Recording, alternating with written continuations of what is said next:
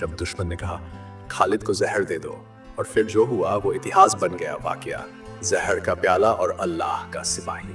खालिद बिन वलीद रजी अल्लाहु अन्हु सैफुल्लाह यानी अल्लाह की तलवार की हैबत का आलम ये था कि दुश्मन उनका सामना करने से पहले ही कांपने लगता। एक बार का वाकया है, आप इस्लामी लश्कर के साथ एक इलाके में दाखिल हुए। दुश्मन को खबर हुई कि खालिद आ रहा है तो वो जंग से पहले ही साजिश पर उतर आया। उन्होंने एक ईसाई पादरी को बुलाया और कहा, हम खालिद को मैदान में नहीं हरा सकते, तुम किसी तरह उसे जहर दे दो, ऐसा जहर जो पल भर में जान ले ले। पादरी बोला, मैं उसे ऐसा जहर दूंगा जिससे वो कुछ मिनट भी जिंदा नहीं रहेगा। खालिद बिन वलीद रजी अल्लाहु अन्हु तक एक दोस्ती का पैगाम लेकर शहद में मिला हुआ जहर भेजा गया। पैगाम में लिखा था, ये हमारे इलाके की खास सौगात है, आपको खुशामदीद कहने के लिए भेजी गई है।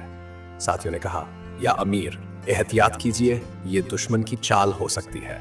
लेकिन खालिद बिन वलीद मुस्कुराकर बोले, मैं ये शहद अल्लाह का नाम लेकर पीऊंगा, अगर मौत लिखी है तो बच नहीं सकूंगा, और अगर अल्लाह चाहे तो दुश्मन की चाल उसी पर पलट जाएगी। उन्होंने बिस्मिल्लाह पढ़कर वो जहर मिला शहद पी लिया, फिर सब खामोश हो गए। 5 मिनट गुजरे, 10 मिनट, 15 मिनट, कोई असर नहीं।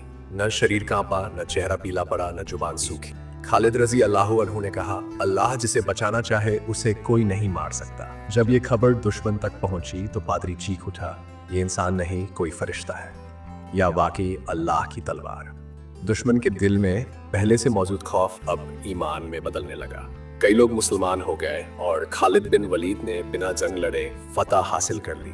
इस कहानी का सबक ईमान, खुलूस और तवक्कुल इंसान को ऐसे मुकाम पर पहुंचा देता है जहां दुश्मन के वार भी बेअसर हो जाते हैं। अल्लाह की राह में निकला हुआ बंदा सिर्फ अल्लाह के हुक्म से ही मर सकता है, दुश्मन के जहर से नहीं।